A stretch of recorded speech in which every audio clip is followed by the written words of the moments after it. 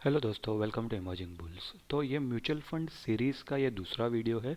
जो पहला वाला वीडियो मैंने बनाया था उसके ऊपर एक भाई ने कमेंट करा था कि उन्होंने काफ़ी सारे म्यूचुअल फंड्स में इन्वेस्ट करके रखा है और उनको मेरी राय चाहिए थी कि कौन से म्यूचुअल फंड्स अच्छे हैं या कौन से म्यूचुअल फंड बुरे हैं, और अकॉर्डिंगली फिर मैं उनको सजेस्ट करूँ कि ये म्यूचुअल फंड में उनको रहना चाहिए या नहीं रहना चाहिए। अभी टेक्निकली या लीगली मैं ये सजेस्ट नहीं कर सकता हूँ या एडवाइस नहीं दे सकता हूँ कि कौन से म्यूचुअल फंड में आपको अपने पैसे डालने हैं या नहीं डालने हैं, क्योंकि मैं सेबी रजिस्टर्ड नहीं हूँ। लेकिन मैं आप लोगों को ये बता सकता हूँ कि म्यूचुअल फंड कौन से तरीके के होते हैं और कौन कौन से तरीके में कितना आपका रिस्क या रिटर्न हो सकता है।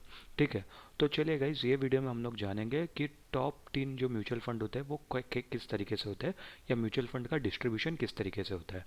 ठीक है, तो वीडियो में आगे बढ़ने से पहले मैं आप लोगों को बता देता हूँ, मेरा नाम है प्रशांत, आप देख रहे हैं इमर्जिंग बुल्स। और इस वीडियो में हम लोग जानेंगे large cap versus mid cap versus small cap mutual funds के बारे में। ठीक है, अभी सबसे पहले तो हम लोग को म्यूचुअल फंड्स को हम लोग अगर देखेंगे तो मार्केट कैप में, अगर हम लोग इसको मार्केट कैपिटलाइजेशन में इसको एक कैटेगरी में डाल देते हैं। ठीक है, मार्केट कैपिटलाइजेशन की कैटेगरी में डाल देते हैं। अभी म्यूचुअल फंड समझने से पहले हम लोग को मार्केट कैपिटलाइजेशन समझना पड़ेगा। मार्केट कैप क्या होता है, इसका फॉर्मूला एक है, करेंट शेयर प्राइस, ठीक है, into total number of shares outstanding. अभी इसका सिंपल सा मतलब क्या है, मान लो दो दो कंपनी, ठीक है, कंपनी ए और कंपनी बी, दोनों कंपनी का करंट मार्केट प्राइस 250 रुपये चल रहा है। तो अभी इसके अंदर सबसे बड़ी कंपनी कौन सी है वो पता लगाने के लिए हम लोग को ये समझना पड़ेगा कि कौन सी कंपनी के कितने ज़्यादा शेयर्स आउटस्टैंडिंग है, यानी कि मार्केट में है। तो मान लो कंपनी ए के 10 शेयर्स मार्केट में है, ठीक है, और कंपनी बी के 20 शेयर्स मार्केट में है। ठीक है, अभी अगर ये फॉर्मूला को हम लोग अप्लाई करेंगे तो अगर समझेंगे कि 250 जो इसका करंट मार्केट प्राइस है इंटू 10, यानी कि इसका 2500 रुपये का मार्केट कैप है। ठीक है, एमसी, और इसका 20 शेयर है, उसको अगर हम लोग 250 से मल्टीप्लाई कर लेंगे जो इसके करंट मार्केट प्राइस था, तो इसका अगर हम लोग देखेंगे तो 5000 का इसका मार्केट शेयर है। ठीक है, मार्केट कैप है। तो इससे पता चलता है कि कंपनी बी बड़ी है कंपनी ए के मुकाबले। ठीक है, तो ये सिंपल सा तरीका होता है मार्केट कैपिटलाइजेशन का। ठीक है, अभी लार्ज कैप मिड कैप और स्मॉल कैप, ये कौन कौन सी कंपनी होती है, तो मार्केट कैपिटलाइजेशन के हिसाब से रैंकिंग होती है। मान लो कि एक कंपनी जिसका मार्केट कैप 10,000 करोड़ का है, ठीक है, दूसरी कंपनी जिसका 9,000 करोड़ का है, तीसरी कंपनी जिसका 5,000 करोड़ का है, ठीक है, चौथी कंपनी है, ठीक है, चौथी कंपनी है जिसका 500 करोड़ का है सिर्फ, ठीक है, और पांचवी कंपनी है जिसका 100 करोड़ का मार्केट कैप है। तो ये रैंकिंग हो गई। ठीक है, तो जो पहली कंपनी है वो लार्ज कैप में आ गई, ये भी लार्ज कैप में आ गई, ये मिड कैप में आ गई, ये दोनों स्मॉल कैप में आ गई। ठीक है, ये तो मैं आपको एक एक एग्जांपल बता रहा हूँ, बट कैसा होता है जो रैंकिंग वाइज जो टॉप 100 कंपनी है इंडियन स्टॉक मार्केट में, वो ऑटोमेटिकली लार्ज कैप कंपनी हो जाती है। ठीक है, और जो 101वीं कंपनी है उधर से लेकर 250वीं कंपनी तक वो मिड कैप हो जाएगी। और जो 250 से नीचे वाली कंपनी है रैंक के हिसाब से, ठीक है, 250 से नीचे वाली कंपनी, अभी अपने स्टॉक मार्केट में 5-6 हज़ार स्टॉक्स कुछ है, तो 250 के बाद जितनी भी कंपनी वो सब कुछ स्मॉल कैप इंडस्ट्री में आ जाएगी या स्मॉल कैप कैटेगरी में आ जाएगी। ठीक है, अभी मैं आप लोग से एक सवाल पूछता हूँ। मैंने इधर ये एक डायग्राम बनाया है, अगर ये आप देखोगे कि लार्ज कैप मिड कैप बन सकता है या फिर मिड कैप स्मॉल कैप बन सकता है, स्मॉल कैप भी मिड कैप बन सकता है या मिड कैप भी लार्ज कैप बन सकता है। अब ये कैसे हो सकता है, ठीक है, इसका जवाब मैं आप लोगों को नहीं बताऊंगा, इसका जवाब आप लोगों को कमेंट में बताना है, जिन जिन लोगों को पता है। जिस जिसको नहीं पता है आप कमेंट करके मुझसे पूछो, मैं उसका जवाब आपको एक कमेंट में बता दूंगा, या तो फिर एक शॉर्ट्स के थ्रू या फिर एक नए वीडियो के थ्रू मैं उसका जवाब आप लोगों को ज़रूर दे दूंगा। ठीक है, तो अभी तक तो हम लोग को मार्केट शेयर और मार्केट कैपिटलाइजेशन समझा, लार्ज कैप क्या होता है, मिड कैप क्या होता है, स्मॉल कैप क्या होता है वो भी समझा। लेकिन अभी कौन से म्यूचुअल फंड्स में हम लोग को पैसे लगाने हैं ये कैसे समझे। ठीक है, तो इसका जवाब देने से पहले, अभी तक अगर दोस्तों आप लोगों को ये वीडियो पसंद आ रहा है तो वीडियो को लाइक कर दो, चैनल को सब्सक्राइब कर दो, कमेंट कर दो, जब आप सब्सक्राइब करोगे तो नोटिफिकेशन की घंटी भी दबा दो, और अपने दोस्तों के साथ फैमिली मेम्बर्स के साथ सबके साथ ये शेयर कर दो जो लोग को भी म्यूचुअल फंड में इन्वेस्ट करते हैं या करने की सोच रहे हैं। ये सारे वीडियो बेसिक वाले वीडियो है डेफिनेटली। उसके बाद हम लोग म्यूचुअल फंड को कैसे चुनते हैं, क्या क्या चीज़ें हम लोग को देखनी चाहिए, वो सब वाले वीडियोस भी आएंगे। लेकिन पहले हम लोग अपना बेसिक्स क्लियर करेंगे, उसके बाद ही वो सब एडवांस वाले वीडियोस में ज़रूर लाऊंगा चैनल पर, ठीक है। तो इसके लिए वीडियो को आप चैनल को सब्सक्राइब कर देना और नोटिफिकेशन की घंटी भी दबा देना, ताकि हम लोग के आने वाले वीडियोस का आपको नोटिफिकेशन मिल जाएगा। चलिए अभी आगे बढ़ते हैं। अभी जो हम लोग ने जो इधर कैटेगरी देखा है, लार्ज कैप, मिड कैप और स्मॉल कैप का। अभी लार्ज कैप फंड में क्या होता है कि सेबी के हिसाब से लार्ज कैप फंड में मिनिमम 80% जो ये लोग की होल्डिंग्स है, यानी कि अगर ये लोग 10 स्टॉक अपने म्यूचुअल फंड्स में डाल रहे हैं तो उसमें से 8 स्टॉक तो लार्ज कैप वाले ही होने चाहिए। बाकी आप 2 स्टॉक मिड कैप या स्मॉल कैप के ले सकते हो, चलेगा, कोई बात नहीं। मिड कैप में 65% मिड कैप कैटेगरी के स्टॉक्स होने चाहिए, 65% मिड कैप ओनली, ठीक है। और उसके बाद बाकी जो 35% बचे आप वो लार्ज कैप और स्मॉल कैप का मिक्स कर सकते हो, या फिर मिड कैप के और स्मॉल कैप का मिक्स कर सकते हो, जैसे भी आपको मिक्स करना है वैसे कर सकते हो। और सेम चीज़ होता है स्मॉल कैप में भी, ठीक है। 65% के हिसाब से स्मॉल कैप के स्टॉक्स आएंगे और उसके बाद 35% लार्ज कैप और मिड कैप का मिक्स आप डाल सकते हो। ये सेबी ने कहा है।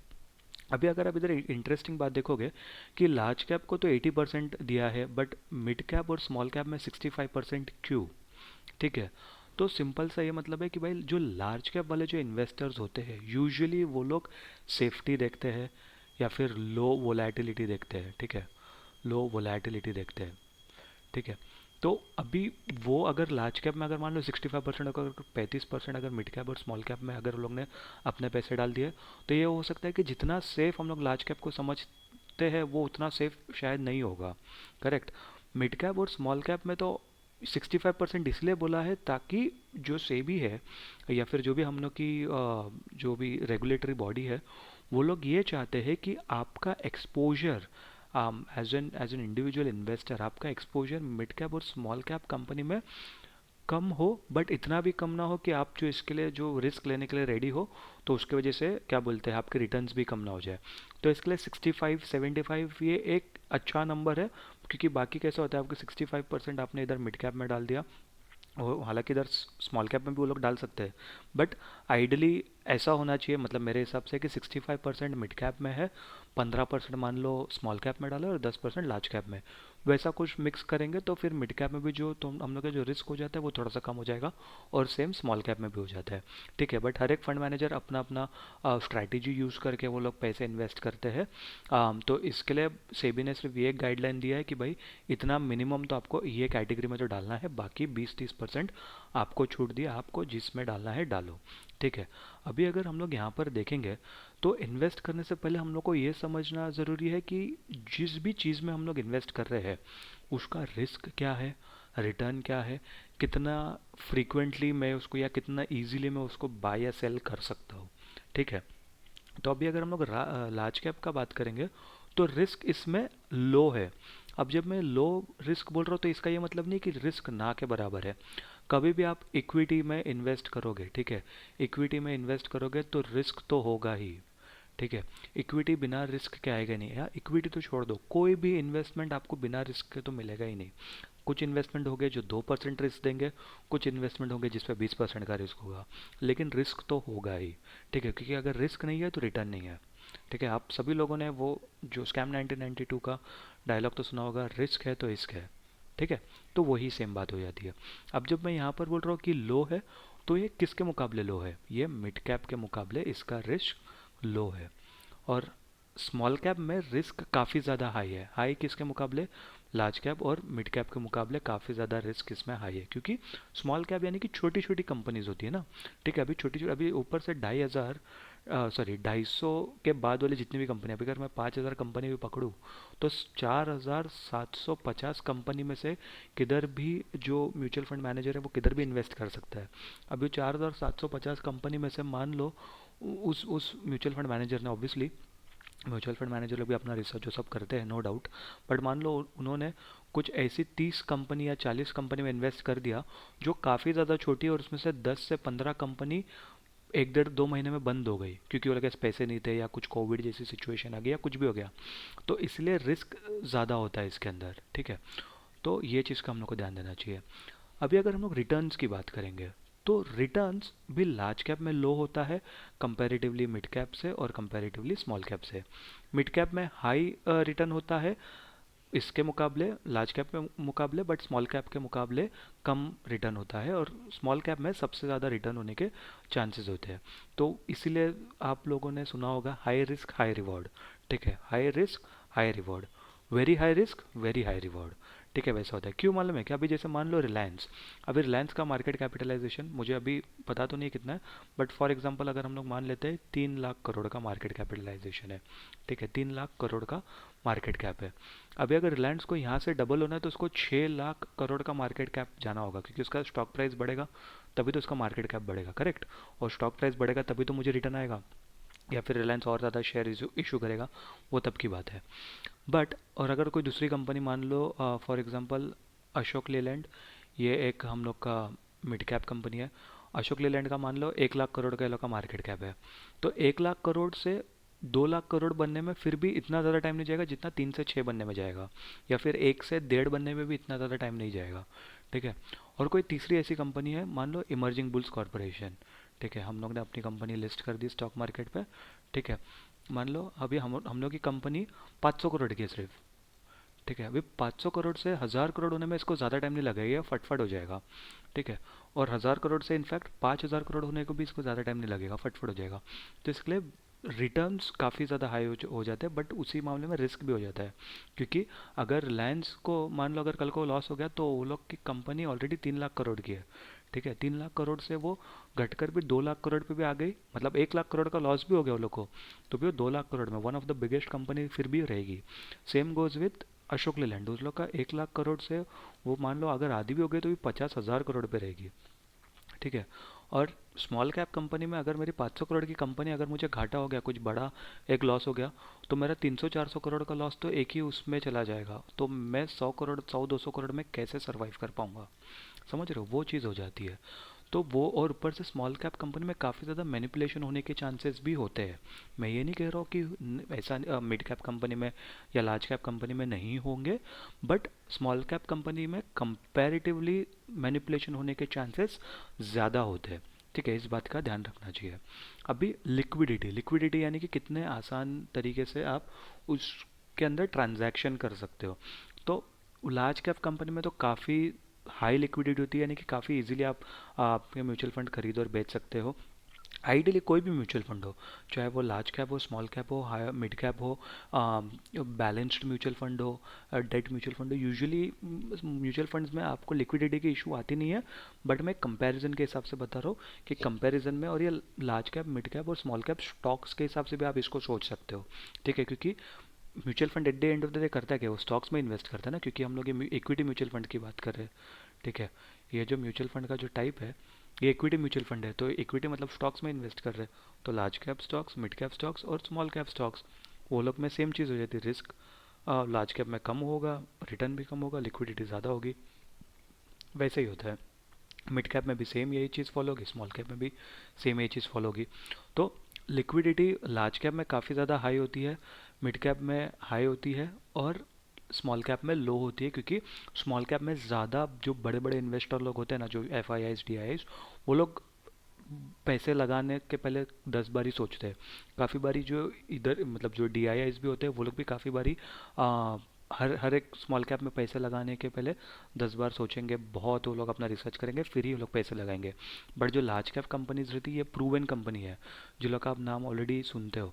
रिलायंस हो गया, ठीक है, रिलायंस हो गया, टी सी एस हो गया, ठीक है, फिर एच यू एल हो गई, ये सब large cap company, Tata Motors हो गई। ठीक है, टाटा मोटर्स, ये सब लार्ज कैप कंपनी, तो ये लोग सब का नाम ऑलरेडी आप सुनते हो। ठीक है, अशोक लेलैंड, ये सब मिड कैप कंपनी है।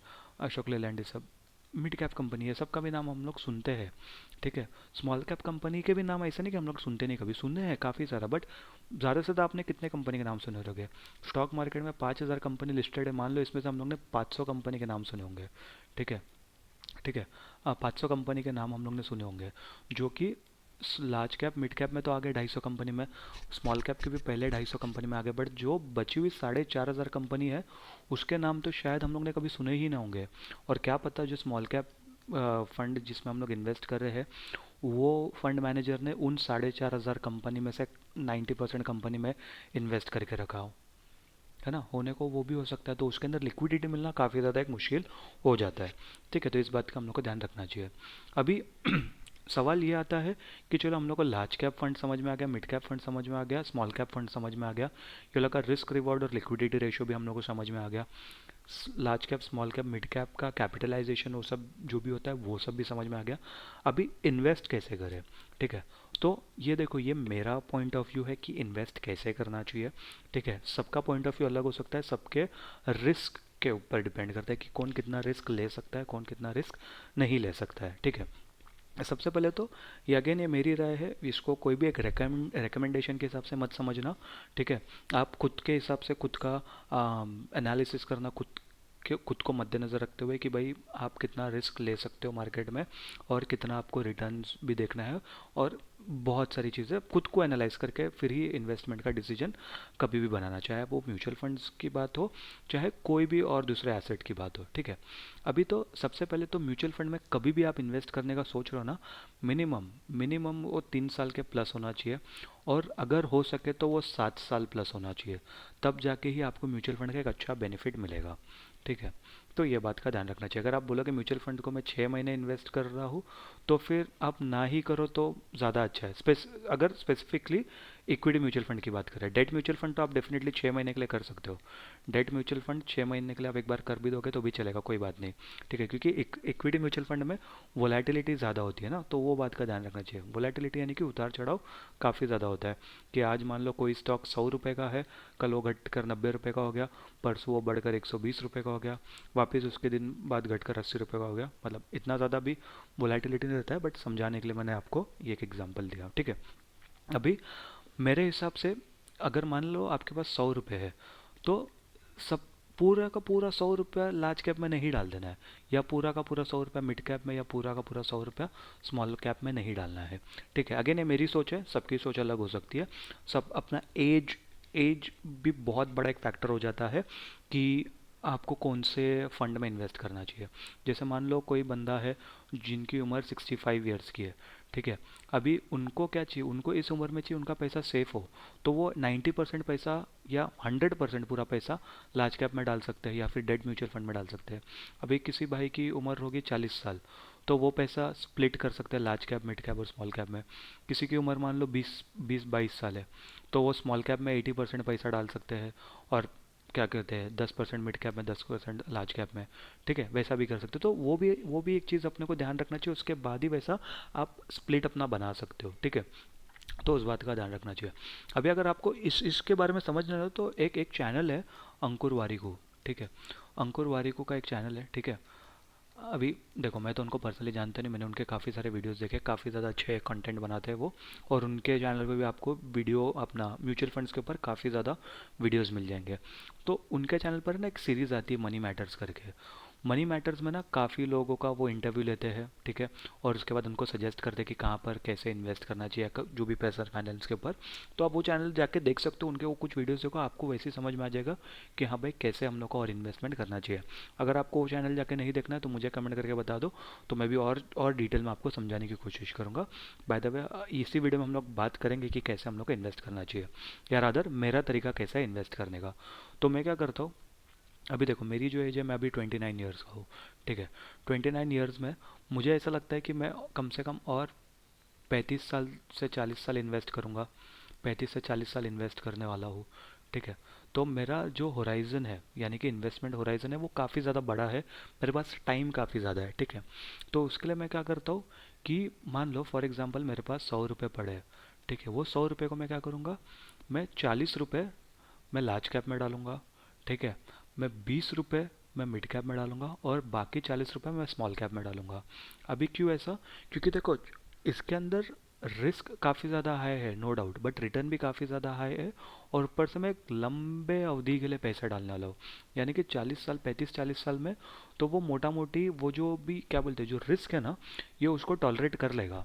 ठीक है, उतना लंबे टाइम के लिए पैसे डालूंगा ना, तो डेफिनेटली जो जो भी खराब कंपनीज रहेगी, वो मेरा जो मेरी परफॉर्मेंस है वो लोग नीचे कर देगी, बट काफ़ी ज़्यादा ऐसी कंपनी रहेगी जो अच्छा खासा परफॉर्म कर लेगी, जो मतलब बोले ना 100x, 200x वैसा भी हो जाएगी।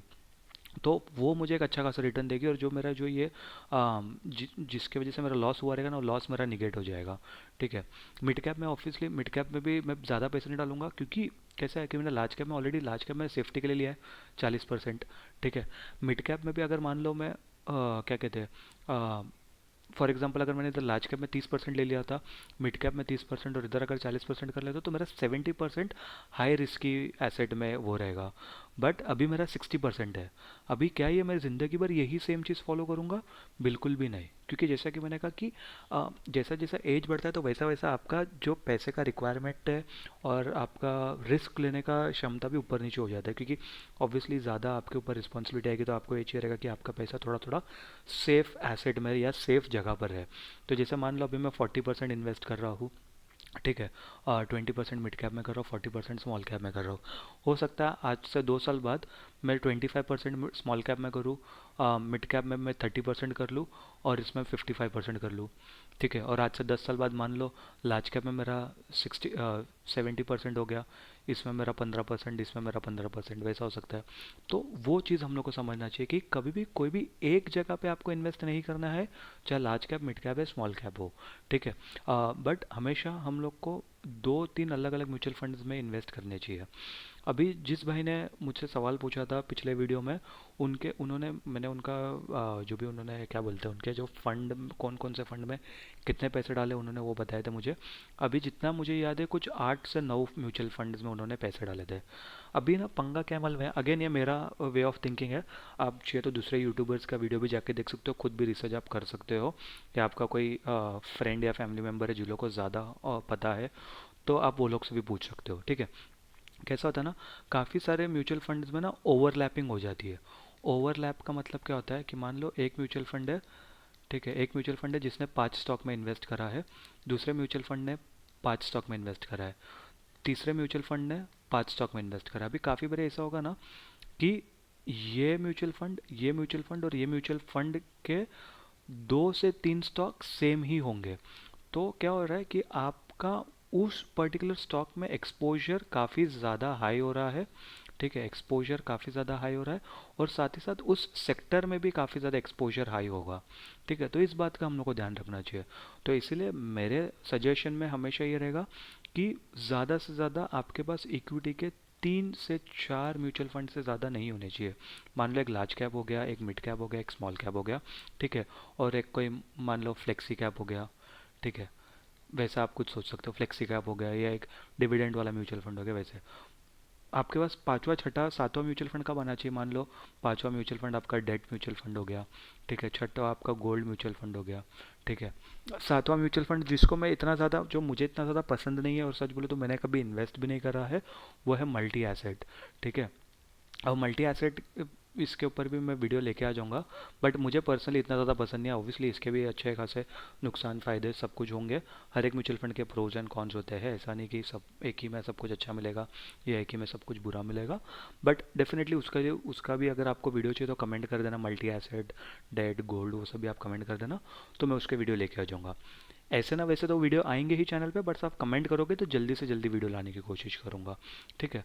तो आई होप गाइस आप लोगों को ये वीडियो पसंद आया होगा। वीडियो अगर पसंद आया होगा तो वीडियो को लाइक कर दो, चैनल को सब्सक्राइब कर दो, कमेंट कर दो, शेयर कर दो अपने दोस्तों के साथ, फैमिली के मेम्बर्स के साथ। मैं मिलता हूँ आपसे अगले वीडियो में, तब तक के लिए गुड बाय।